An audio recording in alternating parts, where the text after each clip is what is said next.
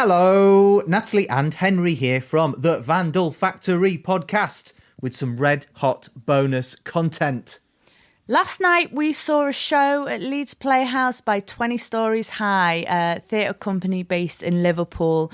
They are an award-winning company that believes that everybody's got a story to tell and their own way of telling it. So the show was High Time and Dirty Monsters, a hip-hop extravaganza about young people, young disabled people, and how their voices often go unheard. It was raucous, radical, celebratory. We just had a load of fun. We loved it. We came out buzzing, and afterwards we grabbed Keith Saha, director of the show, and pretty much the boss of 20 Stories High. The boss. The boss, the big boss. Yeah. If you want more discussion on arts and activism, theatre, poetry, music, and our general excellent vibes, then you can find more episodes of the Vandal Factory podcast wherever you get your podcasts, especially episode 19, where we talk about a whole heap of disabled activism. Here's the interview. Cheers. Bye. Bye. Bouncy cartoon monster speakers walk into a space full of little monster stickers. Things are about to get wavy. We're here at Leeds Playhouse. Yes. And we've just literally stepped outside of the doors after watching High Time and Dirty Monsters. And we very much enjoyed it, didn't we, Teary Natalie? Absolutely. I am Teary Natalie today. Hello. And you may know me from other episodes where I've been Teary. I was literally patched up and stuck myself together with tissue paper today to come out, and it was absolutely worth it. And I've had a thoroughly enjoyable time and only cried every 10 or so minutes, but I laughed and I smiled, and I really enjoyed myself. So thank you very much, as we are joined here with Keith Salah. Hello. Hello. So you are artist director of 20 Stories High. I am. And you're the director and writer of High Time Dirty Monsters. You're a big deal. You've got a big deal on the podcast. Being the writer and the director, and some people go, "Why do you have to be both? Do you have to do everything?" But I'm a bit like Dennis Waterman in that fact. Yeah, I like to do everything. So, yeah, thank you for coming. What a lovely evening to be here at Leeds Playhouse. What a lovely audience, great audience. So yeah, thank you. So the show is essentially 4 stories of young people. It deals with issues around use of food banks, around sort of patronising ableism. Mm-hmm. There's sort of mental health trapped within racist society, and then there was one about homelessness or sofa surfing. Mm-hmm. And all these issues overlap and intertwine. Of they were 4 distinct stories, but I could see a beautiful link between them all. Yeah. Essentially, it's the shit we're all currently dealing with, isn't it? Can you just tell us the germ of it, the origin of it? Why was it okay? This is where those stories came from. So the way that you make work at 20 Stories High, my process is it's a collaboration, and a seed of an idea can go over 18 months from the idea to what you just saw tonight. So I suppose, as a theatre company that make work with and for young adults, young people age 13 to 30, we made loads of work in lockdown, stuff online, stuff on doorsteps, stuff in rooms, and thought, what's our next theatre tour going to be when we come out of this? So we teamed up with a company called Grey Eye, who are the country's leading company in terms of disability-led arts. And they did the opening ceremony for the Paralympics a while back, and I've known Jenny, the artistic director, for years, and we were in Zooms in lockdown. We were like, what can we do together when all this is finished? I'm going to get emotional now. And it was like, we need to do something. We need to do something together to sort of address what's happening in the world. It's got to be a state of the nation piece. We've got to tour theatres because we love touring to community spaces as well. But politically, these publicly owned buildings, these big shiny venues all around the country, young people and young adults need to be populating these spaces as well. So let's be ambitious. So the workshops that I started were with Grey Eye Young Company, 20 Stories High Youth Theatre, an organisation called Deaf Active in Liverpool, and just asking the question, what's good and what's hard about being a young person in 2022, 2023. So all this stuff came up, all this stuff came out, and the common themes, like you said, were about housing, challenges around housing, cost of living, being young carers, mental health, education. Like, these are the bedrocks of, these were challenging anyway before lockdown, and then obviously the world, since then, we've got bigger problems, it feels like now as well, with our government in terms of, everything that's going on. So they were the bedrock of what the play needed to be about. On top of that, we thought, well, actually, politically, we've got quite a lot of deaf, disabled, neurodivergent young people that we work with, but we've never made a show like professionally that sort of addresses their experiences either. So it's like, how do we make a State of the Nation piece, explores all of this, as well as looks at ableism and those experiences. So one of our mantras was, it's got to be person first, disability second. So actually, what are those universal themes, and then how do people's impairments and access requirements inform those stories? And then with the form, I will go on as well, because I did get my ADHD diagnosis, I think it was only about 18 months ago, so I haven't quite got an off button yet. Here you go. I can give you a question that I think you're about to answer anyway, which is about, in terms of the form. It was beautifully put together to have access needs weaved artistically throughout it. And I think what's really lovely is, like I was saying, I'm also feeling a bit teary today, and I wouldn't put myself in a category as someone who usually needs say a show with some audio warnings, or a show that has lighting that's a bit softened, or a show that is going to have the story told to me in 3 different ways at the same time. But you know what? Today I needed that.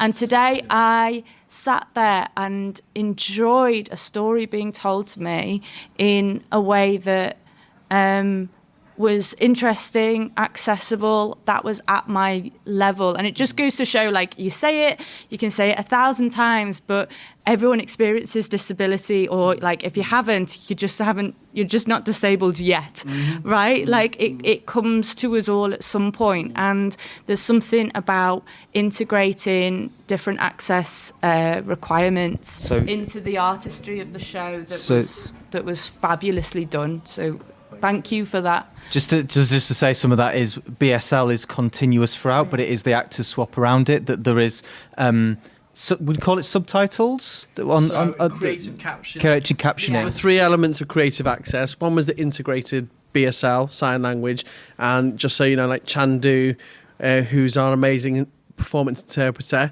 she was involved. She's not on the side of the stage. She's bang in the middle of the action, multi-rolling, changing. Yeah, she's a storyteller, and she's amazing. Well. Yeah. And then the creative captioning, because obviously not all deaf audiences will use BSL as well. So it's like, we've got our beautiful creative captioning, but also, and some people might miss this as well, but we also have integrated audio description for visually impaired audiences. So with the writing style and with Grace, our beatboxer, the whole thing plays out like a radio play. So everything is described as well. So the 3 levels of integrated access that we've been using together.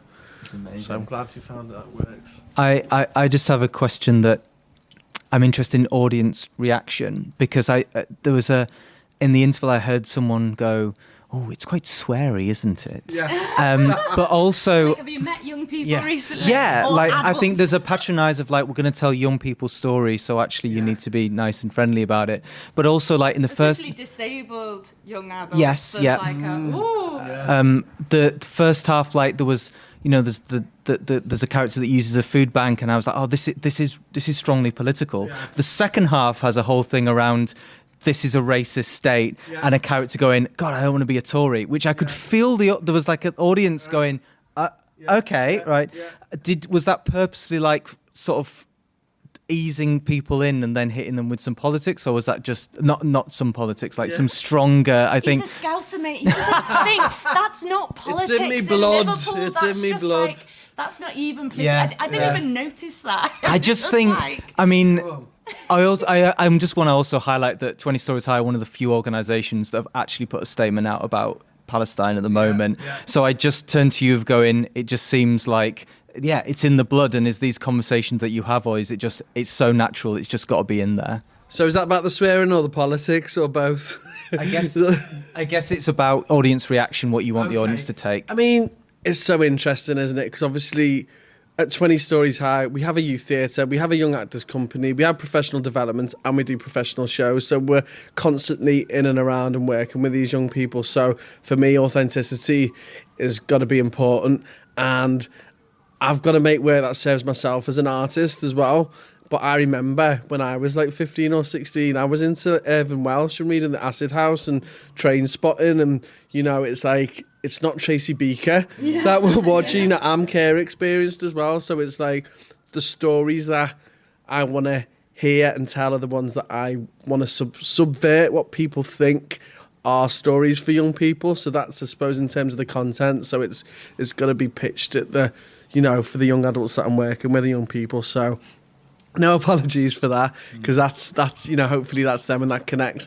And then in terms of the politics, yeah, I think everything, sometimes, you know, with all of our work, you know, it is political, and sometimes we put our neck out, you know, and it just sits within everything, and we're not, we need to address it.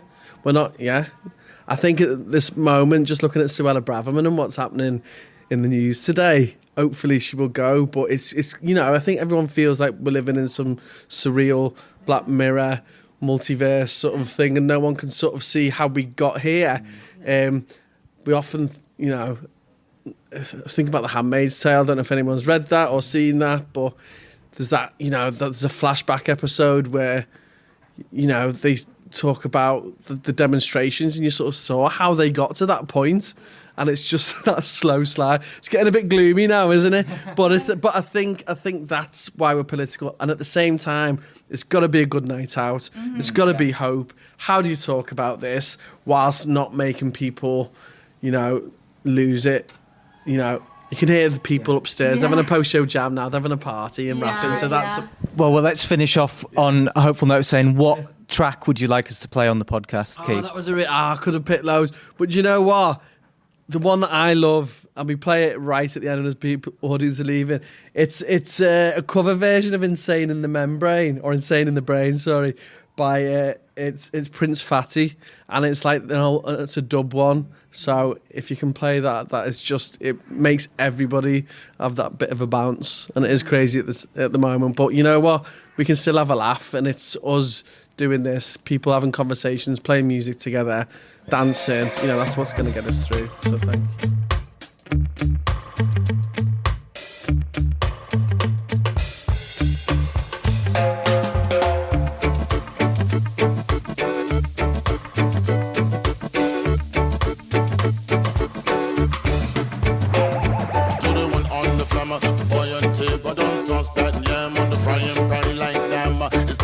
When I come, them, we feel like the sun of Sam. Don't make me wreck the shit with the automatic.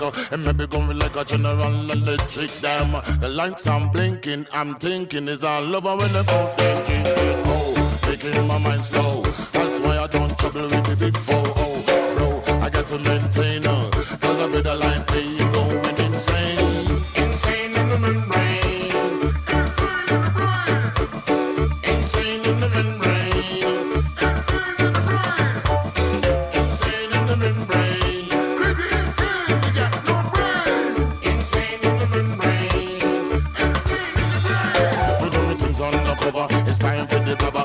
To watch the fat belly getting fatter. The fat boy dip on diet. Don't try it. The chicken rotted like a looter in a riot. Much too fast like a summer. Kicking your ass, leaving your face in the grass. You know I don't like it very lightly. The punk get jealous and they can't outright me. We take that style, wicked and wild. The happy face brother, you never see me smile. You got to maintain, I explain. And this brother is going insane. Insane in the membrane. Insane in the brain. Insane in the membrane, insane in the brain. Come again, insane in the membrane, insane in the membrane, insane in the brain.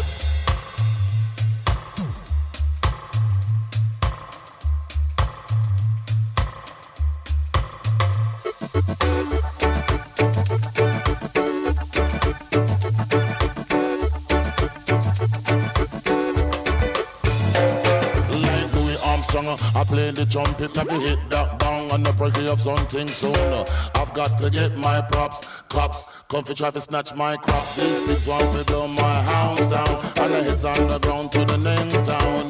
They get mad when they come to raid my bag. I'm out in the night, those kind. And when they out jump violent dream, they can hide from the red light beam. No, you believing in the unseen. Look, but don't make your eyes strain. Cause this brother is going insane. Under the S1, I tell them again, come.